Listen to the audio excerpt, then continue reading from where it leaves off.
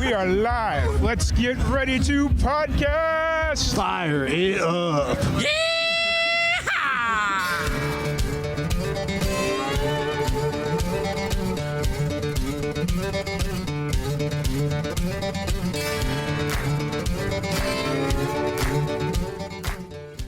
Welcome back to another live and amplified indie fusion podcast. I'm your host, Tom Kwiat, and we are back at it again with another amazing podcast.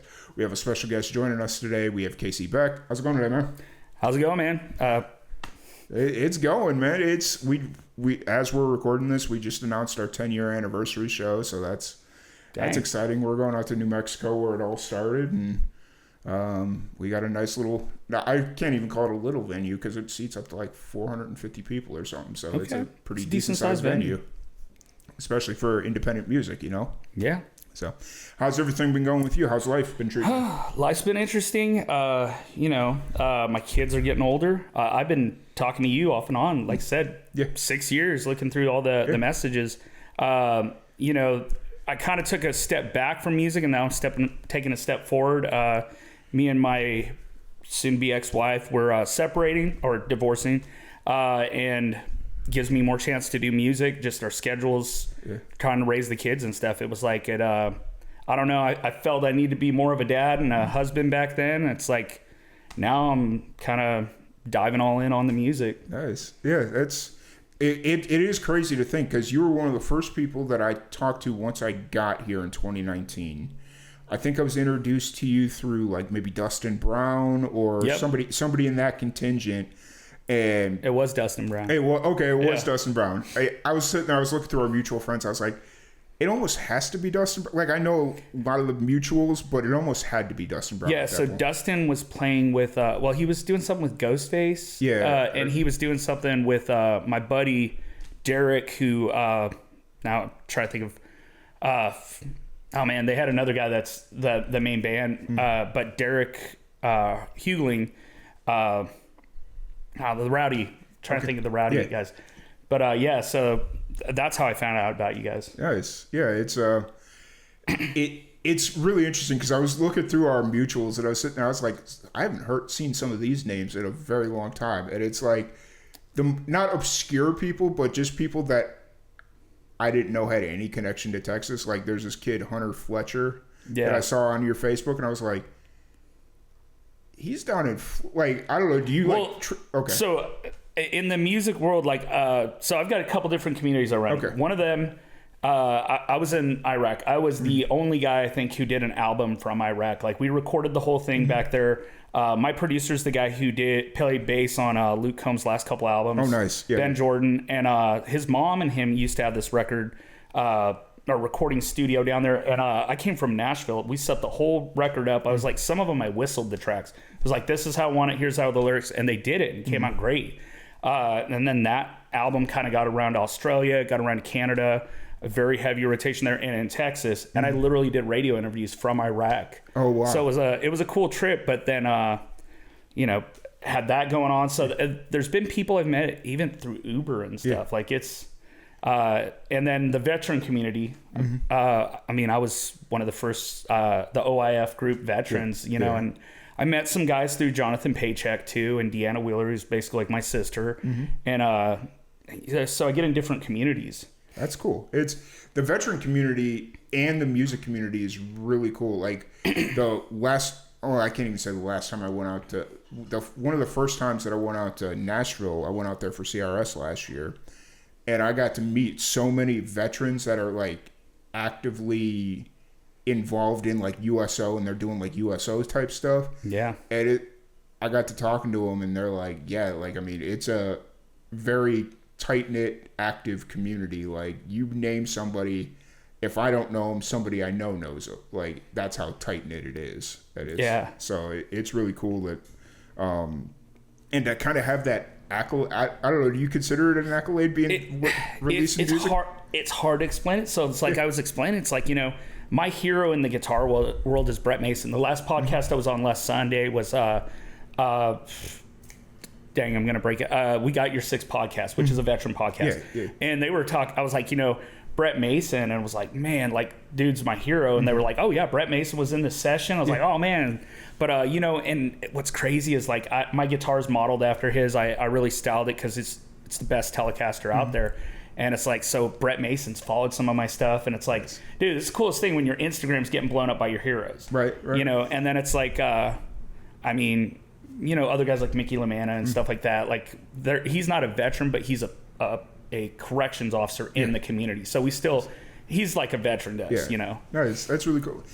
Now, being a veteran, are you involved with like all that stuff that's going on down in Austin and San Antonio with like Black Rifle and the Unsub guys? So I've kind of played with it. Most of the stuff I've ever helped with has been with Deanna. Okay. So Deanna, she's really involved in all that stuff. Like I even though I live in Texas, like one of the issues that I had when I came back from Iraq is my memory literally just went gone. Yeah. And part of that was probably getting in college, stress, and other things, but I couldn't remember my lyrics. So I went from having this awesome album that everybody's talking about, like, hey, this guy could really make it, to I can't remember my lyrics. Oh, wow. And it's been like a 15-year journey, but I kind of avoided Austin a little bit because I was like, well, if I can't play live music, like Austin's the live music capital. Yeah. So it was more like I was hanging out with all, you know, online and talking with all my buddies in Nashville and stuff.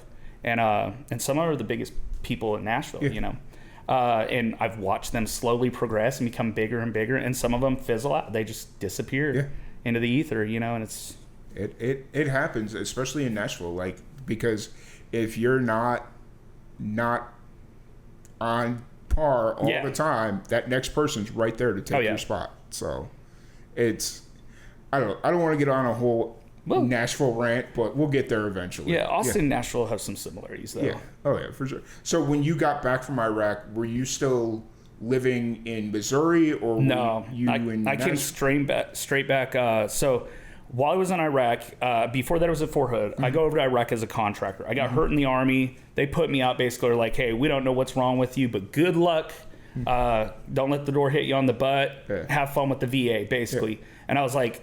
And before that, I was like, literally, I was talking to contractors, and they're like, you want to come over here at $86K a year to go be a mechanic? And I was like, man, that's tempting. And I was like, so on my way out, they're like, why should we keep them? I'm like, I honestly, I've got medical issues. So either way, I'm going to stay in or I'm going to go. I'm still going to Iraq in the next couple weeks. And they're like, well, you know, good luck. And they all thought I was full of it. But because I was a 21-year-old kid talking about, you know, I'm going to go contract. Well, 2 weeks later, I'm sitting in Iraq hanging out with the same dudes. And then go off to my base and work for the Marine Corps for the first year. And then I ended up the youngest safety officer in Iraq. Oh, wow. I was like 23 on my birthday when I got my first safety job over there. Nice. And I was like full safety coordinator by 24, making 140 G's a year, not having to leave the wire. I chose to leave the wire a couple times, but it was a cool, I mean, I was, you know. I remember when I was I was a freshman in high school when 9/11 happened. Yeah. And obviously with my CP, I'm not something the armed services are looking for specifically, but I spent all 4 years talking, anytime a recruiter would come in, trying to figure out a way for me to get involved. Because like both my grandpas were in the service. My grandpa served in the Navy in Korea and World War II. And then my other grandpa, I think he was like in the National Guard or something to that ilk. Yeah.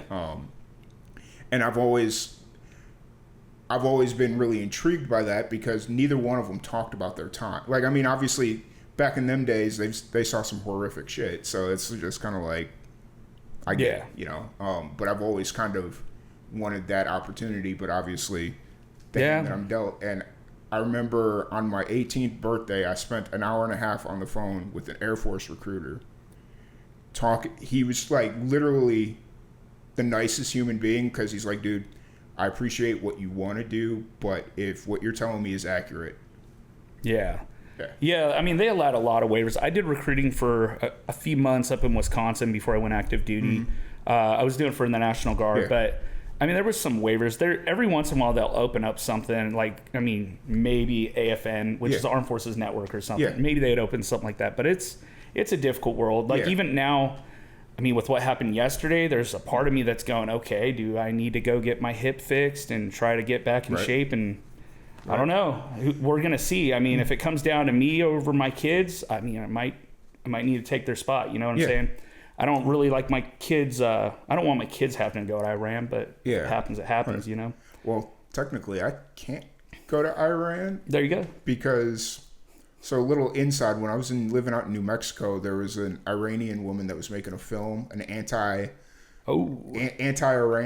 propaganda, they deem a propaganda film, and supposedly there's like it's on site if I ever come into Iran. I could believe it. And so it's like, yeah, I think I'm good. I've seen some weird stuff over the years. Yeah. And Dubai was kind of weird. There were different laws and stuff, and it's like there were guys who got blacklisted, never come back. You know? Yeah. So yeah, you don't want to get in trouble with the moral turpitude police or whatever they call them. Oh yeah, it's like I have no intent on going over there, so I'm good. But you never know. I mean, this will probably keep me from ever going to Iran, but the government sucks. The people that I've met from there are great. Yeah, like I like most of the people there.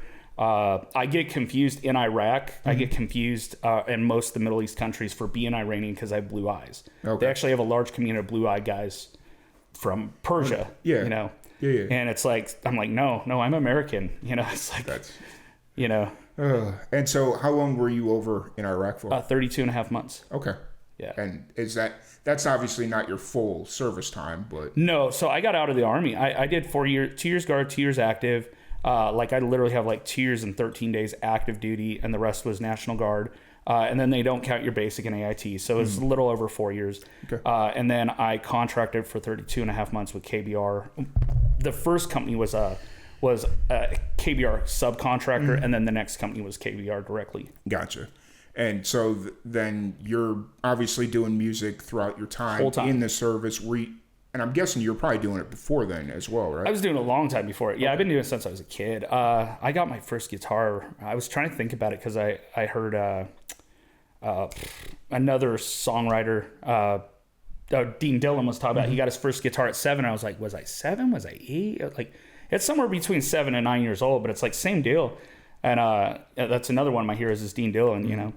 And so somewhere around that time I started, and then I really started when I moved in with my dad at 12 years old. Okay. And dad was already a musician, had played all over Kansas City, knew a lot of the bigger names in Kansas City. And, you know, like Leon Estelle, for instance, when my wife just chose Estelle, I was like, yeah, perfect. Not telling her it's Leon's last name, you know, but it was like, you know, so it's like, that's perfect middle name for my daughter. Nice. Because that guy was a hero, you know. Yeah, for sure. And then you came back and you straight to Texas or Nashville? Straight to Texas. Okay. I came back.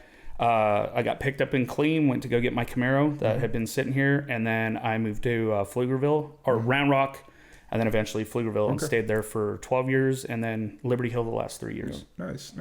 Yeah, it's the whole Fort Hood thing recently has been very entertaining because anybody around there still calls it Fort Hood. Yeah, well, they changed it back over the weekend. They changed it back, but it's like even the year and a half, whatever it was still Fort Hood. Yeah. Like, I don't even think like all the streets that were Fort Hood or Fort Hood, whatever, like none of that ever changed it. So yeah, I mean, I think this Cavazos guy was a great guy. What I've read of him, he was an Air Force guy, I believe. Yeah. And but you know, Fort Hood's Fort Hood, and the other side of it, a lot of people don't know Fort Hood's contribution, or they don't know Bell Hood's contribution. Yeah. He got his leg cut off during the war. Yep. Gets on crutches. He ends up starting basically the VA. The VA that we have now is modeled after his Confederate hospital in Austin, Texas, which I did the recent remodel and rebuild. We added a huge section for the state hospital, and then I started reading about all this stuff, and I was like, I didn't know Hood had done that much. Yeah. He did a lot of stuff, and like Lincoln basically used his plan and then created the VA. Yeah. So we're sitting there. A lot of people got bad stuff about it, but I'm like, I didn't find anything that was like just because he fought on the other side of on the other side. Yeah. Like, and I have family that fought on both sides. Yeah. You know, I'm sure if I go into that's the interesting part about that part of American history is I don't know a whole lot. Like, I can go trace my mom's side of the family all the way back to the Revolution because my mom's dad is related to General Thomas Gage from the Redcoats or the English Army or whatever you want to call it. And so I could trace that back, but as far like there's like this gaping hole in that part of American history. I had to go, so I got my DNA and then I started doing, that got me interested in it. Like, I've got mine tracked back literally to like, some of mine go back to like 900. Like I'm direct descendant up to King Henry IV. Oh, wow. For English royalty, then the Fitzroys, which is French. And I don't like France or England, to be honest. Like, I'm more pro-Irish, pro-Scottish, you know? So it's like, oh, that kind of sucks, but okay. And, but my family on this side, like the most significant, like John Adams' grandpa, which, Lieutenant Henry Adams, he was actually killed by natives. And then his wife was killed 7 hours later the same way. Oh, wow. That same day. But ironically, you know, John Adams wasn't very pro-native. Well, he had a cousin named Deliverance, which is who I descend from. Yeah. He married into the natives. Oh, wow. So it's like, I've got this Delaware native history sh John Adams' grandpa. And it's like, it's a cool story. But it's like, and then, her talk about Civil War, her her granddaughter served in the Civil War. And in 1941, there's a New York Times, her obituaries in New York Times, and there's another one in some other paper up there. First, it was talking about how she's 101, how she had her grandchild, and she served in the Civil War. It was kind of a propaganda thing for sure. Talk about her permanent weave and how she drank whiskey every day to keep herself young. And then it talks about her obituary where she almost made it to 102 years old, and she had served in the Civil War alongside her husband. It was a cool story. Yeah. They sent me it in Iraq, though, and I was like, they're like, oh, it's for your son. And I was like, well, this is kind of cool for me. I'm over here sitting here in combat zone reading this. This is pretty cool. Yeah, you know? It is. It's like, just thinking about the lineage of the history. Like, I know, like, my grandpa, he's got family. Like, I think my grandpa was first generation in the U.S. because he's got, like, direct relatives that still live over in the UK. And then the same for my dad's dad. He's still got direct relatives that live over in Poland. Okay. But other than that, I don't know a whole lot. And so it's just kind of like trying to piece it all together. And that's a journey I've been wanting to dive on. And it really comes down to birth certificates and death certificates and marriage certificates. Oh, yeah. You read through them and you got to kind of look at the years. And that's how I was able to piece it together. And then Ancestry.com is very expensive, but there's other ones like Geni, or GENI, a lot cheaper. Okay. Nice. I'll check that out. So where are you at kind of right now with music? I know you kind of mentioned that you're just getting back into it, but yeah, I mean, I did some things with memory. Like, really, when I tell people, the VA is not always the most helpful, but in my case, we had a couple things. Like, The Machinist is a way back, but when I did this on The Machinist, I kind of had this growl thing. What we didn't realize is one of my vocal cords was not matching with the other, so I had a really interesting sound that nobody else had because I had a biological thing going on. And the song happened to be about cancer during COVID, so the whole thing just kind of worked. But it was like the 194th most popular song for that year in Texas, and I was like, hey, that's cool, you know, top 200. And you know, but we ended up working on that. We ended up working on my memory. We did a lot of like mnemonic, whatever it's called, and then they taught me different ways to remember stuff. So I started doing all those and putting them together. And I got a bunch of new songs that I'm working on. And then you know, I've been playing like Cheatham Street more. I did a show in Mason a couple weeks ago. I did one last week in San Antonio. So I'm starting to actually get back out there. And I got a song by Byron Hill and John Rich that I'm going to promote to the charts that I'm certain is going to do so. Top. It's going to definitely be in top. I don't know. I'll bet maybe 75 or less right off the bat. Awesome. It's that good. But if you're actually, there's a place down in Bastrop that's got a really cool vibe. It's called Gracie's. Okay. It's a little bar restaurant thing right off the main strip in their little downtown district. But if you're able to get there on like a Sunday afternoon and do like a Sunday afternoon gig, you'll get all the church people. I wouldn't recommend doing it in July and August because it is an outside venue. Okay. But, you know. Well, you know, I mean, for me, it sounds weird, but it's like it's therapeutic. Even if it's hot. Like, I grew up doing it heat, cold, it didn't matter. Yeah. But like, I'm really liking these small things. Like Twin Creeks over in Austin, beautiful place. Years ago, the son of Rocking Jay's Piano Bar, the guy that owned it, he's a vendor, and he was like, "Oh, let's go to this place." And it was like, he was like, "Oh man, like my dad was the vendor," and he's like, "You know, Fowler comes here, and all these guys." He's giving me a list of all these guys. So we go out there, and it's dead dark. There's nothing going on. He's like, "Oh man, it's a holiday, ain't it?" So I was like, okay. So driving back home. Well, then, I don't know, about 2 months ago, I just tell my son, hey, hop in the car. We're going to go see if we can find this place. Yeah. And it was like God himself or the universe or whatever drove me straight to it. I found that place. went in there, met the owner, was like, hey man, like, is this? And I was like, yeah, man. He's like, yeah, come on out. You know, played that night, played like, I don't know, like 8 or 9 songs, you know, just a cool place. I love Twin Creeks up there. I'll definitely have to check it out because we started, I don't know if you've seen it on our socials or whatnot. We started doing this live showcase thing. Yeah. And we're starting to get out there. Like this year it was been kind of harder to get it going because I got to bring my buddy out from New Mexico because he's kind of like my business partner and co-host and a lot of stuff, and so it's just like got to bring him out, and that gets a little expensive depending on how we have to do it. So trying to do more Texas shows is a little bit harder. Yeah. But if I have to drive out there and go to like Colorado or whatever. Hey, don't sleep on Trick Myers, man. He's doing stuff actually he's coming. He's coming. Oh, when is he coming? End of July. He said he was driving through Waco because he has a show up in Dallas or somewhere up in the DFW. Yeah, he's coming up. He goes back and forth. So like, I want to play guitar for him one day. Like he's good, man. Right. He's got his sound polished. Nice. Yeah, it's just like the album with just him. Oh yeah, he's cool. I emailed him earlier this week or messaged him on Instagram because I was just kind of like. The podcast, we were doing it on Zoom for forever. Mm-hmm. We didn't start on Zoom. We were doing it in person like this, especially when I was out in New Mexico.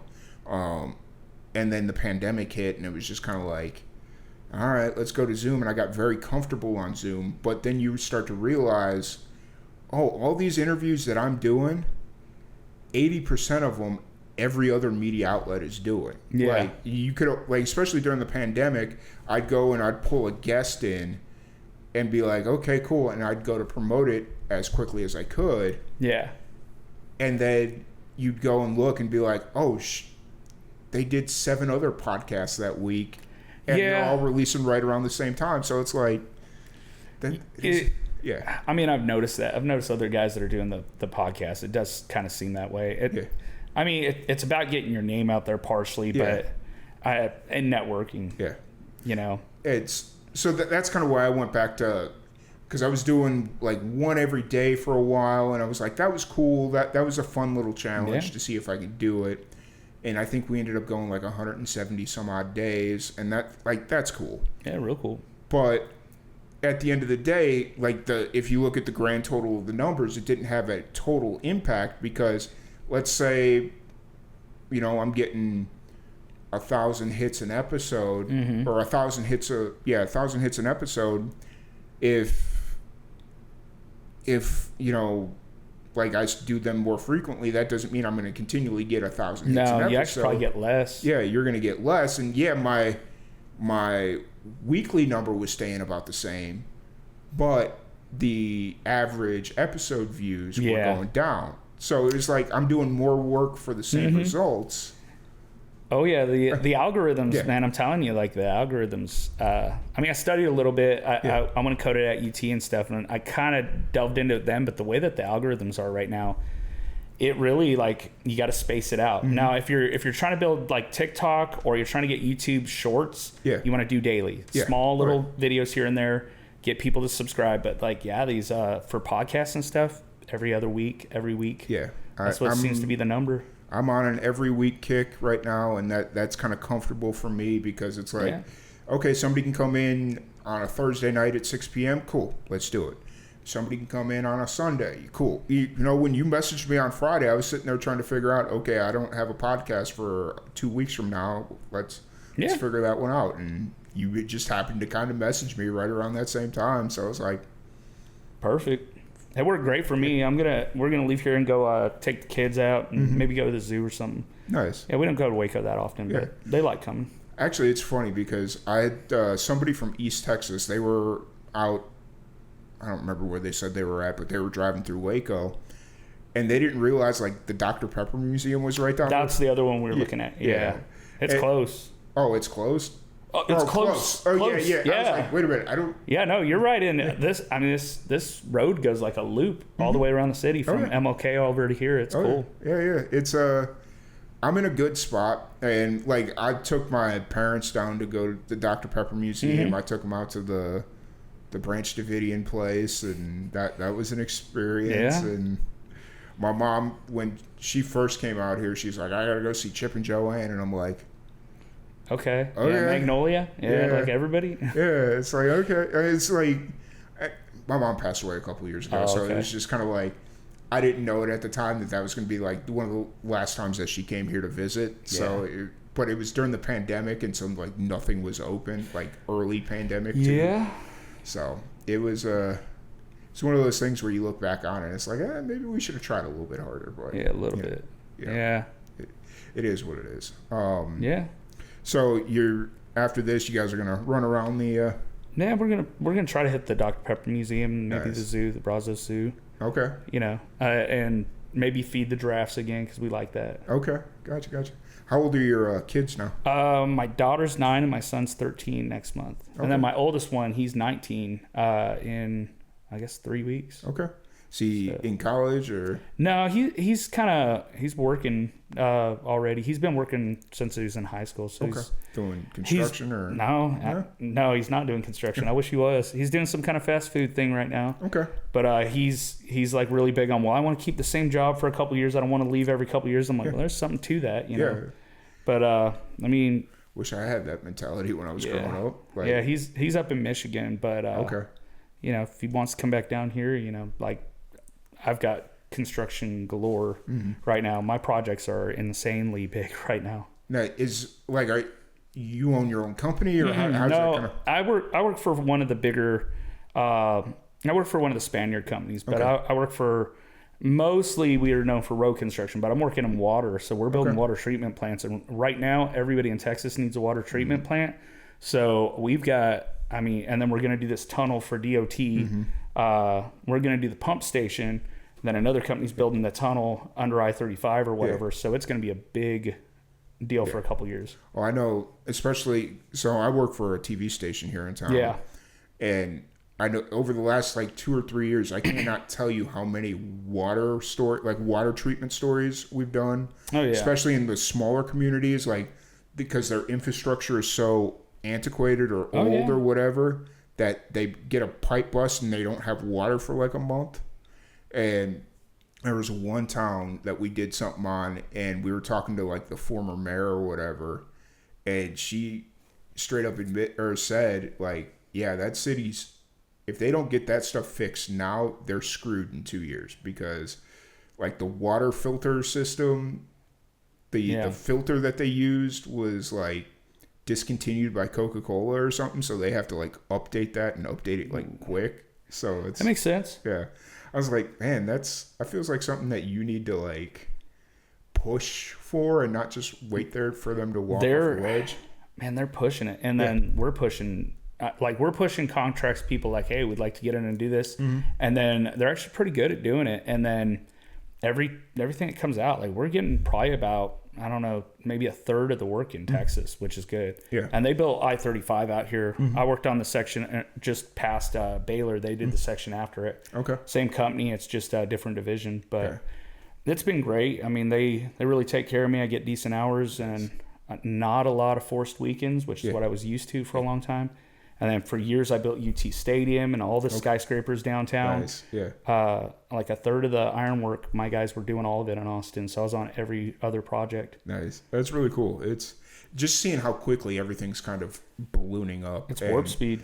It's almost scary, because all the issues that you see out in California, if Texas isn't careful, they're going to have the same exact issues, especially... 2021 was a prime example with the power grid and the snowstorm that hit. Yeah, I was in the snowpocalypse. I froze. Oh yeah.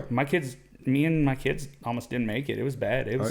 We were burning. Any wood we could get. We were burning it. I got lucky here. The only thing that happened was I didn't have any running water. I kept power, luckily, but we're also on an emergency line because we got. The airport here, we've got a school here, and then there's a senior living facility just the next. Our friends got lucky, and there was on a firefighter, for the fire station. Mm-hmm. Yeah, but I tell you what though, even though we had power, it got still so cold in here, you couldn't. Yeah. Because we were on restricted usage, because they were hey, we don't want to try and blow the transformer, so if you can keep things as low key as possible, that'd be great. And it's like, okay, so, but even like as cold as it got, you turn that thermostat to like 66 or 67 just so it kind of still runs. That thing was running all the time. It didn't matter. Yeah. Like as cold as it was outside. So. Oh yeah. Yeah, it was bad. My kids, and then finally it kicked back on. I was like, thank God. And like one of the last days, like I was driving out in the snow. We found Whataburger, but they were using bread instead of buns. And it was like, man, it was... Well, you saw the hill coming down. Oh, yeah. We couldn't get, like down here, we couldn't get out. And so it was like every day you'd see somebody just trying to chip away at the hill. Like you had all the big smart guys with their 4x4s like, oh, I'm going to get up this hill. They'd try and run up the hill and they'd slide right back down. And then it's like, okay, now you're stuck. What are you going to do? Like my car ain't going to pull you out. Like, yeah. And so they were trying chipping it out. And then it got to a point where since we didn't have any running water, just to flush, we were pillaging the pool over here. Just every once in a while, somebody would come by with a bucket like, hey, do you need water?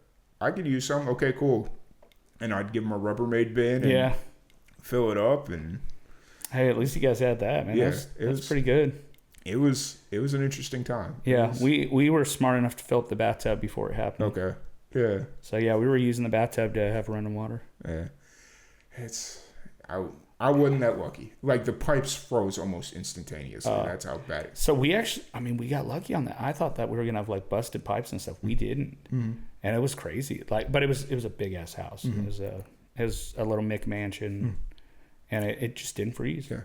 Well, the issue for us was it was our main lines. Oh yeah. Like it's not even the stuff in here because like it was the main lines for like a year and a half. We had problems with the main line. Like we had the city or whoever coming out probably every other week because something else cracked or busted or was starting to leak, and it was bad. Yeah, it was very bad. So, where are you kind of at show wise right now? I'm trying to get any show I can. Like I don't want to do freebies, but cheap or give me enough money to make up for my mileage type stuff. Just trying to get out there. Like mostly I've been doing acoustic shows. I don't have a band right now, but that suits me well. I do really good acoustic.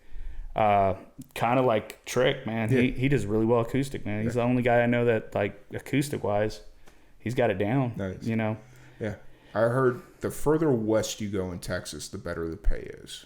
Yeah, I've heard that's just what I've been hearing recently, and I was like, that logic kind of makes sense. So. Yeah. Yeah, I don't hear much about East Texas, And it's like, I mean, you can get paying gigs, but you're probably going to get like $200 for a show. Like the same show you'd get $200 for in East Texas. From what I hear, out in West Texas, you'll get $400. Well, that's a good thing to know then. But it's West Texas. Yeah. Yeah, you gotta drive through a bunch of tarantula shadows to get there. Gotta drive through a lot of things to get out there. Yeah. Man, I drive through West Texas more than I drive back home to Chicago. Yeah. And every time it's just like once you get on 20, like drop from here to 20, it's fine. 20 is fine, but then once you have to get off into 20 and start, like once you just get past I think it's Sweetwater. Okay. And you're just on like state roads. I played Uvalde a couple times before they had the Rob Elementary thing. So, and that was fun. Like I like that out there. And honestly, I don't even really consider that. To me, that's still Central Texas. I guess. I mean, it's West Central Texas. I don't know. I don't know. Just to be because everybody calls Waco like Central Texas, and I'm like, it's not central to anything. It's like the heart of Texas. That's why they have the Heart of Texas Fair and Rodeo, and there you go. Everything is the heart of Texas. It's like, but Central Texas to me is like Austin, San Antonio, and that area. Like that. To me, that's central. That seems very centralized. Yeah. So. But I mean, I haven't got out to West Texas much actually. Really? So the extent of how. And it's weird because I did 19 funeral details when I was in the military police at Fort Hood, and I was like back to back. Every couple weeks I do another funeral detail, and it's like like Muleshoe got up there by Lubbock and stuff. Got up to Lubbock. what is it? Not Amarillo. It's the other town over there. I was Abilene. Abilene. Okay. So I got out to Abilene. We got it down to Giddings and some different places, but we were all over. They just sent us wherever. Anywhere somebody had passed away, go out there on behalf of a grateful nation, fold the flag, give it back to the family. Sometimes we get invited to go eat with the family. You know, it's pretty interesting. Met a lot of good people. And so Fort Hood, that's where you got stationed out of basic? No, I was National Guard first. Oh, yeah. When I went active duty, that's where I was at, was Fort Hood. Gotcha. And were you in Texas before you went into the Army, or were you still in Missouri? So actually, I kind of chased a girl and then ended up staying with her family and stuff up in West Bend, Wisconsin. Okay. And then I was recruiting out of West Bend, and then to get active duty, I had to check into a unit in Chicago. Okay. Off of Kedzie Avenue. Okay. Down in the ghetto. Yep. So to do that, I had to do an interstate transfer, and then I waited overnight to get what they call 4187, a 386, I think, or whatever it is. Basically a waiver to go active duty to be released from National Guard. So I sleep down there in a Geo Metro, and right there in front of the National Guard Armory in Kedzie, and I swear I heard pop, pop, pop. I look up, dude comes out of the alley, and I was just like, hey, I ain't been it, I ain't in it, you know. Yeah. And I was just like. So I wait for the guy to leave, then I go drive, and I go down by the tower, Sears Tower and stuff. I find a cop down there, like, hey man, like I'm a National Guard soldier, like I'm waiting to go active duty. I got to get this paperwork signed. Where can I sleep? And the cop just goes, let me think about this. He's like, you're a soldier, right? And I was like, yeah. He's like, go to Soldier Field. He's like, sleep out in front of it. Anybody talks to you, tell them I said it was okay. I got the guy's name, went over there, slept there the rest of the night, came back. Initially get there, they're like, oh no, you got to go to this other armory and check in. So I go to the other armory, get it all done, but it was good. I get all released and everything. Yeah, that was cool. So yeah, I was in the Illinois National Guard for a couple months. At least you were smart to wait for the guy to leave, because had you taken off as soon as he started shooting, he was coming at you. It wouldn't have mattered. Yeah. Yeah. You know, Chicago's wild. Oh, it is. It's fun. Like, the media blows a lot of the stuff out of proport. Like, if you watch like the news, it's like you'd think anywhere you go in Chicago, it's like that. Yeah. And it's like there's only few neighborhoods, certain parts that are like that. Like if you go down by the Bean or Grant Park, you're gonna run into some homeless people that may have a problem. But honestly, they do a pretty good job. Kedzie's definitely one of those areas, though. Oh yeah. Yeah, that park right by Kedzie, that's a shady park. Oh yeah. Yeah. And what is it? Is it Cabrini Avenue? Wherever they... Oh, Cabrini Green. They tore that down. They tore it down. Yeah, they tore it down. Was it torn down 20 years ago, though? No.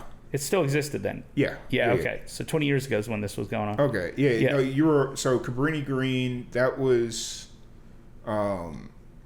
tore down maybe 10 years ago. Okay. Like, it... Well, I know that's what Candyman was based on. Yeah. That neighborhood. And it was like, that neighborhood was just... You got down there under the train tracks and all that. It was weird. Mm-hmm. Definitely, you know. Oh, it is. It's very weird. And so then you got stationed to Fort Hood from there. Stationed to Fort Hood. Ended up,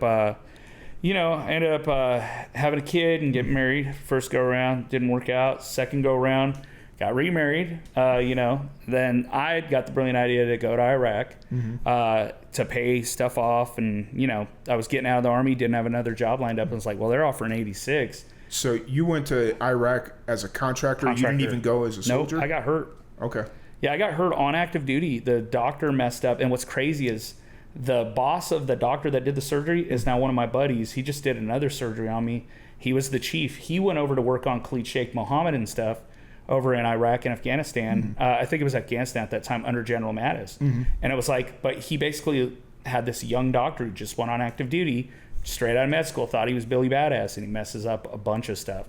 And it's like, so I'll never walk right again. I got all this nerve damage, and I got autoimmune from it. So it's been a weird journey. But and then my contracting, because I was like, well, if I'm not gonna get a deploy active duty, I'm gonna go contract. Yeah. Because I was like, I'm gonna prove I can do this. You know, why did I go to all this training if I couldn't? Yeah. And then I go there, and I started out okay, but by the time I left, I was on the senior leadership team under Jeremy Odierno and all this stuff. Like I was at 24 years old.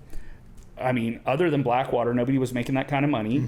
Like unless you were actively shooting back at people, and I wasn't. But we'd go on convoys and stuff like that. We always had armed guards and stuff.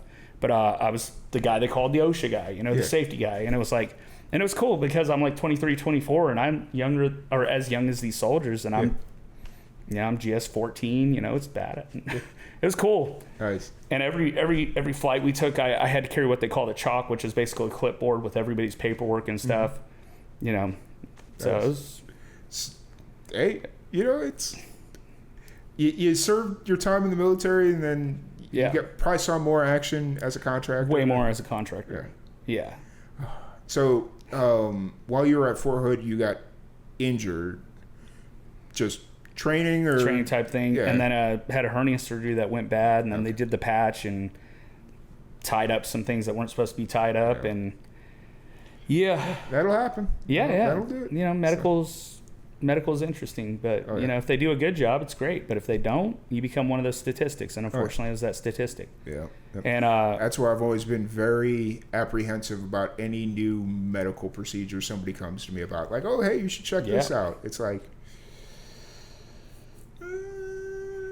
if I was like 80 years old and I was just trying to feel comfortable, maybe. Yeah. And I knew, like, okay, what's the worst that could happen? I got to live like this for 10 more years at the most, whatever. But most of the time, it's like I'm 38 years old. I've still got an entire lifetime ahead of me. I would not wish this on any 19-year-old. I mean, it's been the bad gift that keeps on giving in a sense, And slowly but surely, a lot of times the VA's not even the one to figure the stuff out. I figure it out. Yeah. I find some new medication by accident. I'm like, why is this working? Okay, it's working. I'm going to keep taking it. And then they're like, well, we don't prescribe that, so you probably shouldn't. I'm like, well, it's working, and the stuff you're prescribing isn't working. And that was the thing we were talking earlier about. When I was in college, they put me on baclofen. And they were mad because at that time I was taking valerian root and I was taking kava and just like stuff like low grade sleeping. That's essentially what they were, low grade sleeping pills. I'm like, well, you might want to stop taking that. And me being a dumb 20-year-old, 21-year-old, whatever I was at the time, I listened to them and then got off what they put me on, and I just went back to it. And it's like, honestly, I don't notice a difference. Like, it was doing the same thing the baclofen was, and so now I've been looking at like the neural electronic stimulation stuff that's kind of going on, and it's really popular right now. Yeah, I've ordered the topical one, the one you put on the skin. It works. It does. The what do they call it? Not MAD system. I can't think what it's called, but like you put it on top of your skin. It works great. Oh yeah. TEMS system. Okay, I'll have to look into that one because there was a couple of different ones that I've seen over the last like year or so. There's one that isn't approved in the U.S., but it's it's like a suit. You wear it for an hour, and basically it's like physical therapy in a suit. I've heard. Yeah, I've heard about it. And so you wear it for like an hour, and then you're good for the day. And I'm like, well, that sounds pretty awesome. Like, but I'd have to go to, where would I have to go? Somewhere up in the Nordic area, like Sweden or. I checked Canada before you. Go I did check Canada. They didn't offer the suit or whatever, so it was going to either be like the UK or Sweden or something like that. And it's like, I'm good. There's other ones that are approved here in the US. The issue is they're so damn expensive. No, yeah, dude. It's all about pharma. Yeah. And I didn't know this until recently. I was listening to some podcasts and they explain all pharma is it's basically synthetic. So if it's natural, it's not pharmacology. But if it's synthetic, it's pharmacology. Yeah. I was like, so it's basically, it needs to be made of oil. Yeah. I was like, wait, what? And I was like, yeah. That's kind of sketch, like real sketchy. I'm good on it. Like, my dad hates that I don't go to the doctor as much as I should, and it's like, like there's a couple of things that, yes, you have a valid point, because like certain types of cancer run in my family, and it's like I get it, but I don't know. So same boat, man. You have a lot more justified reason, but I don't know if the military doctor I don't know, like just a little hotshot coming out of school trying to prove something. It's like that seems like a personnel issue, not a systemic issue. But unfortunately, when you're a young guy, and no, I would call it systemic. Mm-hmm. It happens a lot. Oh, it does? Okay. Yeah, the more guys I've met, trust me, it's happening a lot. Mm-hmm. It's one of the negatives and the positives of the American military medical system. Mm-hmm. You know, so like the adjuvant thing or I mean, now it's a big deal for COVID because they're doing it to everybody. But typically they test out all these vaccines on soldiers. Oh, wow. Yeah. And it's part of your deal that if you get injured by a vaccine, they're supposed to take care of you. The problem is proving it is almost impossible because we don't have a system in place to prove it that vaccine is what caused it. Fair. So if you don't report it right away and you don't know what it is and you try to report it and then you got to try to go back and be like, hey, I've got medical evidence. It's this. And if you can't do that, VA's not going to do anything for you. Oh, yeah. So I know a lot of veterans that got out with vaccine did something or they got rheumatoid or they got something from it and they're still trying to prove it. Fair. You know, that explains why my mom's dad, my grandpa on my mom's side, never went to the VA. A lot of them don't. That generation didn't. Yeah. He like there was a bunch of benefits that he was leaving on the floor towards the end of his life that my mom's like, we don't have a choice. Like, it's either we're going to come out of pocket all this money to do this thing, or we can go to the VA and the VA is going to cover it and you're going to be fine. And so like towards the end of his life, they were just, it ended up happening. But for the most part, he never went. My dad's dad did, and he kind of got messed up towards the end of his life. Like, there's Eddie, and I mean that's just the system in general, because he'd be like, "Oh, I feel sad today," and it's like, "Oh, you feel sad today? Here's a pill." And then he started hearing voices in his head, and it's like, there you go. So, yeah, no, I mean, I could show you my medical closet. You know, the making of, if I ever make it huge, it's going to be insane when they see just how much meds I take and have taken or don't take anymore. Like it's odd. Yeah. The VA just loves to prescribe. That's what they do. Now, is there stuff that you're actively trying to see if there's something a little bit more natural out there? I mean, I kind of have. So I told you about it earlier, L-theanine. So it's what I've realized is basically the active ingredient in green tea. Like everybody assumes it's the caffeine in green tea that makes you feel better and awake. No, it's the L-theanine with the caffeine. So when you take them together, like if you take too much caffeine with it, it will literally get you higher than a kite. But like hallucinating, like I wouldn't drink energy drinks with it. I found that out the hard way. But like, you know, one coffee with it or another green tea with L-theanine. L-theanine's amazing. Like it does something for neurotransmitters. That's what I found. Okay. I've got it up on my Amazon, so it's going to get ordered here. Yeah, and it's cheap. Like I got a bottle of 300 for like $17 on Amazon. Oh, nice. It was cheap. Yeah. So it's worth it. It does work for everybody so far that I've talked to. Everybody feels better on it. That's all I'm going to say. Yeah. Is it medical? I don't have a medical degree. I can't tell you. Yeah. Well, and it's also, the one thing I found about a lot of those vitamins and stuff. We're missing them. Yeah. Well, it has to do with how the pill is made. Because I used to take the valerian root I took when I first got started. It was like a gel cap, so it wasn't even like a powder, and so the gel cap the gel wasn't getting digested into my tract or into my system. And I saw this on YouTube. They were talking about it. It's like, if you're taking a pill that looks like this, it's not working to its full effect and they did an experiment or whatever, and then they took like the powder, like it's in a capsule, but it's powder. And if you're taking this pill, it breaks down into your system and it works so much better. And I found a brand that did the powder, and I was like, "Oh crap, that is different. That hits different. Yeah. It feels different." And so just like little things like that is stuff that I've picked up on. That's like good to be aware of. Yeah, so. I mean, and one thing to be hopeful about is RFK's got some knowledge of this. I know everybody, whichever way you want to go on it, you know, I think even people who liked RFK until Trump put him in there. RFK is at least aware of some of this stuff. There are some things that I think are better that are natural than some things that are synthetic. Oh, yeah. Yeah.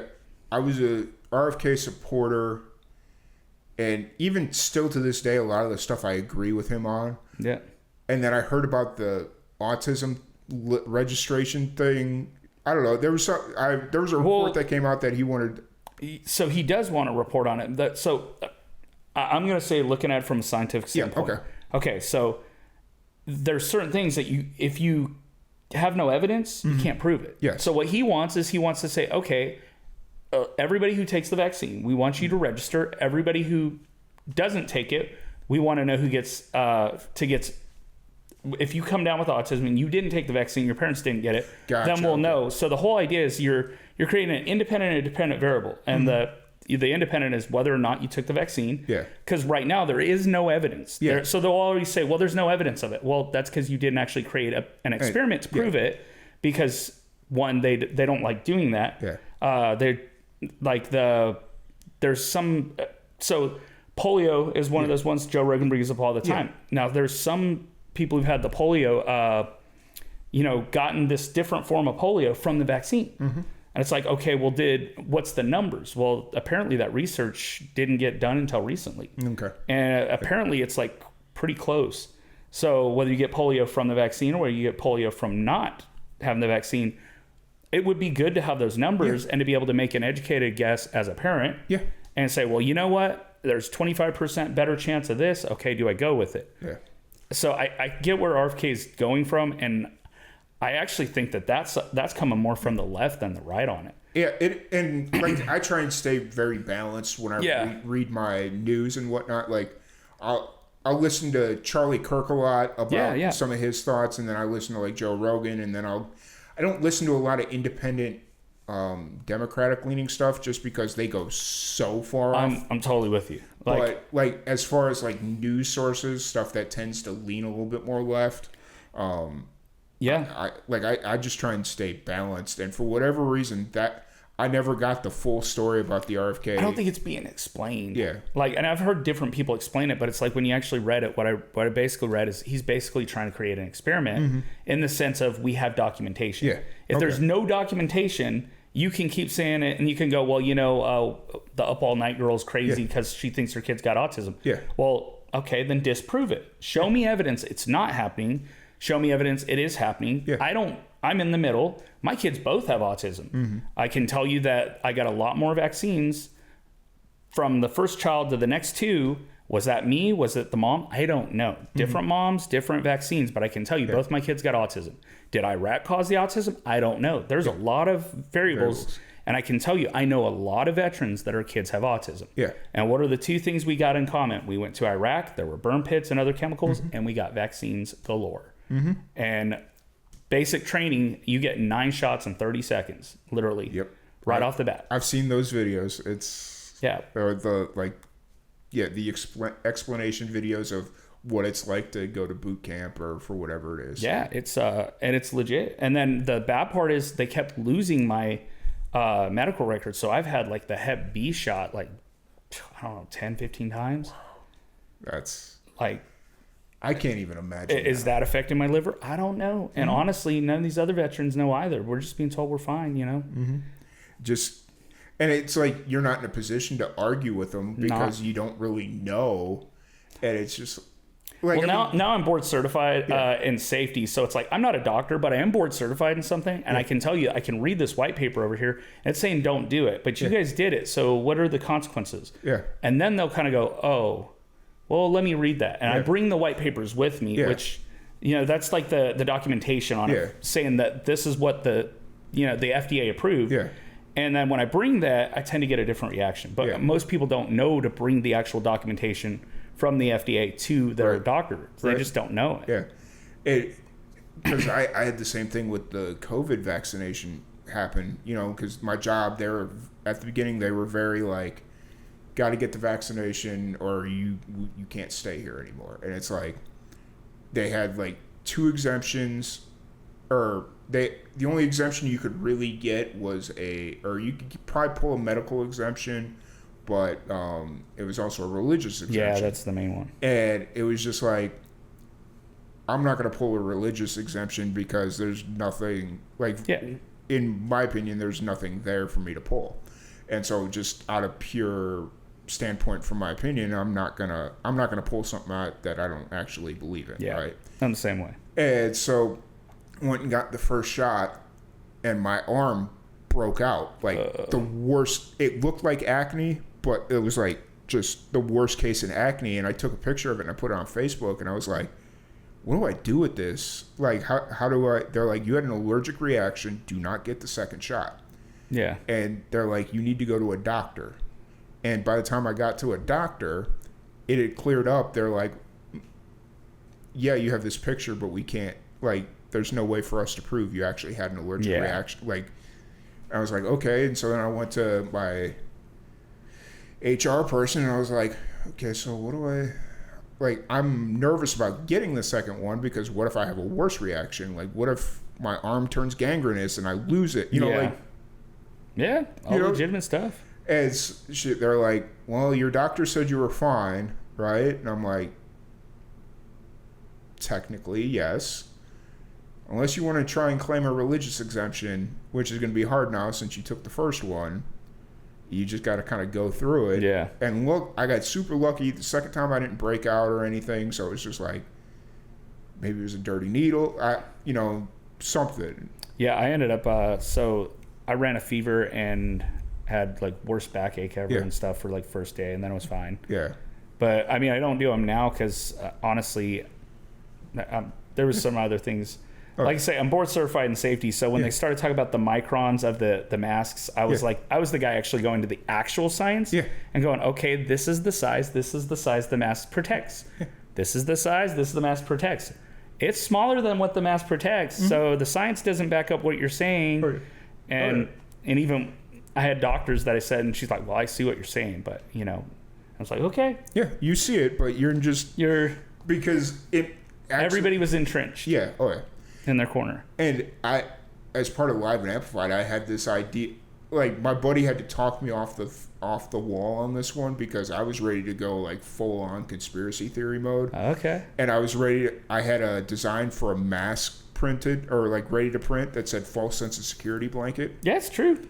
And I was going to print them and sell them, and I knew I was going to do well on them. And he's like, dude, if you do that, you're never going to be able to come back from that. Like, not looking at it now, you'd have probably been we'd probably been all right, but at that time in like April, May of 2020. Oh yeah. Oh, I totally know. Everybody was entrenched, and it tended to go that one direction. Yep. But now people are kind of, I mean, they're looking at the actual science behind it and going, wait, that's what they sold us on? Yeah. And it's like, it is. Well, because I remember when like monkeypox was kind of starting to flare up, and everybody was freaking out about that. I'm like, guys. Yeah, don't go to a certain fair over in France. And do things. That they were doing. Yeah. That's what brought it back. And then there was some other stuff that was starting to pop up. There was like another COVID variant. Anytime there's a new COVID variant, I'm like, this has got to get out of the news cycle. You guys got to stop. You know how many flu variants there are? Oh yeah, I got both flu and then flu A and B in the same year somehow. I was like, I thought you can't get. Well, it's rare, but you got both. Yeah. I was like, oh okay, that's weird. Yeah. Great. Yeah. Now when I got flu A and B together, that was a butt kicker. I was like, man, like you talk about man flu, that was the man flu right there. Oh yeah, it's I had COVID, so. I've caught COVID twice. The first time it wasn't bad. It was like maybe 6-9 months after I got the vaccination, and one of my coworkers caught it, didn't know it at the time because she was asymptomatic at first, and we were working on a project, and she's like, hey, just so you know, I'm gonna be out for a week. Caught COVID. 3 days later, I was down for a week. Yeah.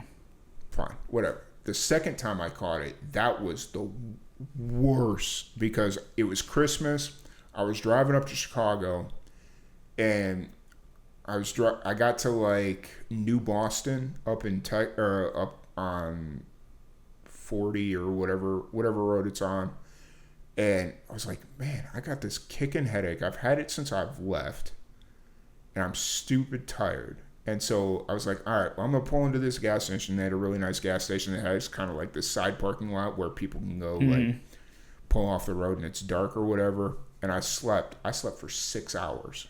Oh, yeah. And I was like, wait, that doesn't feel right. And then I got out. I was like, okay, I feel okay right now, so I'm going to just continue pushing. Yeah. And I drove for about another 4 hours, same thing. And I slept for 6 hours. And my dad calls me. He's like, hey, where are you at? And I'm like, I'm in, like, Memphis right now. And he's like, when did you leave? And I was like, I left a day ago. And he's like, is there something wrong? I was like, I don't know. Like, I'm just very tired right now. He's like, okay, well, whenever you get here, get here. Like, it's not a big deal. And so I get up there finally after like a day and a half of driving and staying at my grandma's house. And I'm just sitting there on the couch and I pass out for another 12 hours on the couch. Oh, yeah. And then I told my dad, I was like, hey, I got a headache. I'm going to go lay down. Wherever you guys want me to sleep, that's fine. They're like, okay, yeah, go into that room. And I slept for 36 hours straight. Like, to the point that was the COVID gone by then? No. And so that at that point, it was Christmas Eve. And they're like, hey, we're going to your sister's. Are you coming? I'm like, yeah, I'm coming. I didn't know I had COVID at that point. Yeah. I was just like, I thought I was sick. And then my sister was like, here's a COVID test. Take this. I was masked up just because at that point it was whatever. She's like, take a COVID test just to be safe. And I'm like, okay. Almost instantaneously, it pops. And I'm like, shh, all right. And then I tell my dad, I was like, when I get up in the morning, I'm leaving because my grandma's 90 years old. She's smoked a pack of cigarettes every day of her life since she was like 18. This isn't going to be good for her if she catches it. He's like, no, I agree. So I got up in the morning, Christmas Day, drove to Chicago, or not, drove back here to Texas. And actually, I made it in my normal time. Like, I had a wind. And then I got back here and I was down for another 4 days, like sleep, like same type of situation where I just kept sleeping. I was like, that wasn't COVID. That was like some kind of super mutant thing that didn't damn near kill me, but it tried. So I'm just going to say, kids, please don't try to mix two different viruses together. I don't care what country in the world you're in. Yeah. Who tells you it's okay? It's wrong. Yes. Don't do it. No. If it accidentally happens, it accidentally happens. But don't try to mix viruses to make them stronger. No, we don't need that. No, we didn't need that. So, but yeah, ever since then I've been pretty good. So no, I mean, that's kind of how mine was. The 2 bouts of COVID. That's all. But I was working on UT Stadium for that 2-year period, and it was just nonstop work. Most of it was 7 days a week. Mm-hmm. And I'd get sick and I'd be like, take COVID tests, and it always came back negative. Mm-hmm. But I'm like, I swear I got it. Yeah. It just would not show up. Yeah. Like I was undetectable or something. You're getting like false negatives almost. Yeah. Could have been bad tests because it was like I was sick for like weeks, but don't know. And it's like, man, some of them I was miserable, back pain, the whole deal. But it's not fun, especially when you've already got pre-existing conditions. Oh yeah. And it's just like I think my knees hurt now. Back then it was like, oh, I don't even want to get up to go to the bathroom. Like, is there a bucket nearby that I don't even have to get up to go to the bath, Well, and I got COPD and COPD and asthma, but part of that was already going on, and then the burn pits probably made it worse. Mm-hmm. But it's been really weird because no matter what, we can't get, like, my capacity doesn't come back. Yeah. But I was down to like 2 points away of being recognized as COPD for the VA, which is insanely bad. Because you got to remember that they're like, it's the same for the Vietnam vets as it is for the new era, as it is for the World War II, like that whole era. And it's like, I was 2 points away, and now I'm up to like in the 60s or 70s, which is pretty decent for asthma. At least you're not on an oxygen tank, because that's what my dad's dad had. But he was also he worked on furnaces in the Inland Steel, which is the steel mill in South Smelter Chicago and stuff. Yeah, and so he had all that, and for like at least the last 15 years of his life, he always had like breathing treatments and And my grandma does too, but that's because she smokes like a chimney. But that's a Fortunately, I never smoked like a chimney, but I never smoked. Which I feel like that's something that a lot of soldiers do, or at least did during service time. Yeah, so. No, a lot of guys I knew smoked. Mm-hmm. I never did. And it was like, and they'd ask me, and I'm like, no, I didn't smoke. They're like, you sure you got COPD? I'm like, yeah, I am sure. Yeah. The burn pits were smoking for me, but I wasn't. Right. I didn't have a choice about the burn pits. Like that's a whole thing. I'm good. Yeah. So, they were pretty bad. Yeah. And that was like post 9/11 stuff, or was this? Yeah, post 9/11. Okay. Yeah, that would have been 07, 09. Okay. Yeah, they were bad. I was sitting here trying to figure it out because I know like during Desert Storm, like the burn pits were also a thing, like a very big thing. So not so good. Yeah. So the worst one, I guess Afghanistan had one that was similar, but the worst one was at Balad. Well, I worked literally, so there was my when I was at the JMMT, there was the Postal, and there was the Class 1, which is where all the water was, and then on the other side of the road, it was a 2-lane road, was the burn pits, and this burn pit was about a half a football field wide. Oof. And they would throw stuff in there they should never. So they would take like those big plastic tanks, like water tanks. They put them in there, and they'd be like bellowing like a purse opening up and closing, just black smoke. And it's like, and we're breathing all that in, and then everything on the base was getting burned there. Oh yeah, that's open air fires. Because you can't let anybody find anything, so it's just the only way to get rid of it is burn it. Well, and then they try to cover it up too. So there was a industrial hygienist colonel for the Air Force that was like, he pointed out, he's like, hey, this is like super fun level. It's bad. And then, he points that out, and I think it was 06, 07. Well, then 2008, I was supposed to escort around these airmen who were industrial hygienists. Like they're lower. They weren't like full out degreed and stuff, or like at my level, safety certified and stuff. But they still were measuring, and they were like, I witnessed them falsify stuff. I'm like, no, you don't do it behind like a facade that's stopping it. Because the cigarette companies, they do this, and then they put the sensor here so it will blow around it, and that's how they got around it. And that was one of those tricks I remember seeing from the movie, whatever it was about, the nicotine one or whatever. They were falsifying this stuff. And I was like, that's the same concept. And they got all like, no. I was like, well, sure enough, when the report comes out 6 months later, oh, that's not that bad. I was like, no, they're lying. Absolutely lying. Oh man, I don't even know. Yeah. But I keep if everybody wants to reach out, I'm the only KC Beck music out there, KC Beck. You hit me up and ask me for my Dropbox. I will send you the Dropbox on all the burn pits. I keep every record I find on it, and I send it to any soldier or contractor who needs it. Fair enough. Because they're deleting that, but I've got that. Sweet. Actually, that's a good way to kind of transition, because I was sitting here, I was like, I don't want to keep you too much longer, especially since you got your family out. They're not sitting out there. No. They went to go eat somewhere. Okay, cool. Good. They went over to the Union Hall or whatever it's called. Okay, Union Hall is, so there's Union Hall, Union Grove, and then there's a third one. Whatever the one with all the food places. Well, they're all basically. Are they all the same? Yeah, they're all kind of the same. Union Hall is more. It's got more choices. Union Grove is more like, oh, hey, we're going to go hang out because we're going to go get something to eat. And then they usually have like music at Union Grove. And then there's a third one that is built or being built. I don't remember, but. Well, that's cool. Yeah. Union Hall's a good spot. Okay. So especially on a Sunday afternoon, they're probably having a little bit of fun. So. Yeah. Hopefully parking's not too bad, but yeah. Side note.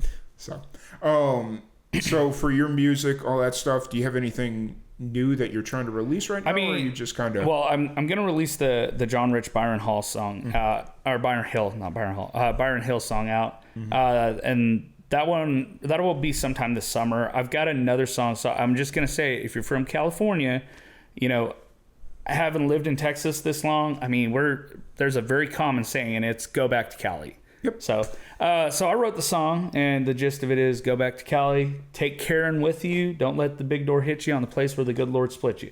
And I've tied it all up into a song. It's got a very Toby Keith-esque kind of jokingly thing, or, it's funny. So that'll be coming out pretty soon. And I've just got a bunch of them in the can ready to go that I just got to finish up. And like I told you, I did a bunch of investment and bought a bunch of compressors and stuff this year, and kind of playing around with the vocals and making it work. Nice. And are you trying to do a lot of your own recording? I try to do like the vocals here. Like I've got a guy in Nashville, like he's been around all kinds of stuff that I work with. And one guy I always give thanks to is Luke Bryan's guitarist, Kevin Aerosmith. Yeah.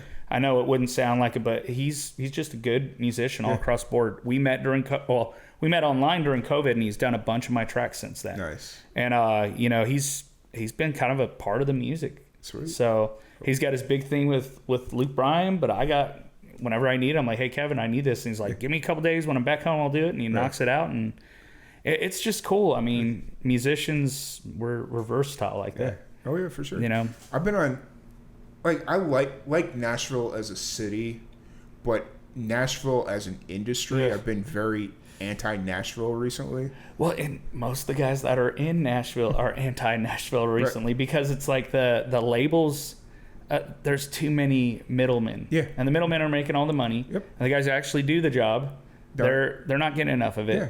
And then... And, like, I mean, this is probably going to get me blacklisted or something, but I just watched the Astro World documentary that Netflix put out, and it's like, how can anybody support freaking Live Nation at this point? Oh, dude, it's bad. So, like, well, in Live... I think ASCAP, BMI, CSAC, and Live Nation are on cahoots, because the way it's working right now, these beer gardens and stuff, they've raised the price so much, they can't afford to pay the license.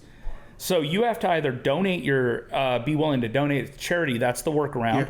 I say, well, just donate my royalties to charity. Yeah. So they'll pay the $10 or whatever it is per song. It's not even that much. Yeah. It's like, so if KC Beck goes and plays a show, it might be I get $10, $15 for every single song I got, like all 30 songs. Yeah. I might get like 79 cents a song or something, or 88 cents for each song that I play in a small venue. Yeah. But it's like, they're wanting them to pay thousands of dollars. And a lot of times it's like, they've got a little bitty stage, no bigger than this room. Yeah. And because their beer garden is this big old field with picnic tables and taco trucks and stuff, they want to cast them like they're Sandstone Amphitheater, or like there's some big... It's like, no, like ASCAP's not working for us. Yeah. And the Modernization Act and all that was supposed to help, but little guys like me, I'm like, Taylor Swift's getting all of her royalties, 100% of them. I don't get all my royalties. I get a partial, because it's like, well, you're doing smaller venues. It's like, okay, well, if you would give me more of my royalties, I could reinvest those to do bigger venues. Okay. And that's always kind of been a point of contention, not even like a point of contention between Jeff and I, who's my business partner. Yeah. It's like, doing what we do we need to register with ASCAP and BMI? Should we? Do we want to? Like, I don't want to, because I think it's a scam in a lot of regards, but that's just me and my opinions. And, you know, it's hard to work around. It's really hard to work around. Yeah. They're not. I mean, if you play one ASCAP song, my song, they would expect you to get a license for the full year. You're playing one song. Yeah. And there's no piecemeal, hey, we just want to play one guy's song because he's going to show off this one song he wants to play. There's no, you know, we're not big enough to afford that $5,000, $10,000 a year, whatever it is. Yeah. And it's like so in my sense, I've been with ASCAP since 2007, but it's not working out too well. No, it's not. I mean, Live Nation, there's a way to work your way out of having to work with them. There's enough small venues that don't associate with that. And, you know, I was watching the Joe Rogan podcast with Oliver Anthony that was that earlier this week, I think. And some of the stuff he was talking about, it was like, that's exactly how this industry is. So that's it. It's ASCAP, BMI. I didn't know all that about ASCAP and BMI. Like, I mean, I knew it was expensive for venues, but I didn't know it was that crazy. It's based on the square footage. Oh, wow. And they take they don't just take the stage and the seating area for the stage. They take the entire venue. And, like, you know, my buddy's got a big beer garden that's about as big as a football field, and they're looking at it like, you need to pay the same thing that Verizon Amphitheater does or something. No, I'm good. Thank you. Yep. See you later. So, but once again, thank you so much for joining us. People find you online. Where's the best place to do that? I mean, basically anywhere that says KC Beck Music. Spotify, Apple, Pandora, all that stuff's got all my music on there. And a lot of these recent songs I've been doing myself. I've been really kind of going on a DIY thing with a little bit of help from Kevin and some other guys. But I still have my producer do some of the other songs. You know, it's just I've been trying some things. Yeah. And I mean, I'm even building my own equipment for shows and my guitar amps and stuff. I'm doing it all. And that's the important part I think a lot of musicians miss is whatever you're doing in studio, you need to make sure you can recreate it live or produce it live. Because I've heard some songs that, like, recorded, it sounds amazing, but then they play it live, they can't recreate that reverb or that distortion or the, you know, like whatever it is. And it's like, the song's not quite as good live, but it's different, you know? Yeah. So, but, and people do get confused. It's KC, like Kansas City. Yeah. So if you go CASEY, you won't find me. No. But KC Beck. But awesome. Cool. I appreciate it, man. Thank you so much for coming out. Thank you for messaging me like super last minute. And I was like, yeah, worked out perfect. Yeah, awesome. Once again, thank you everybody for tuning in, and we will catch you all later.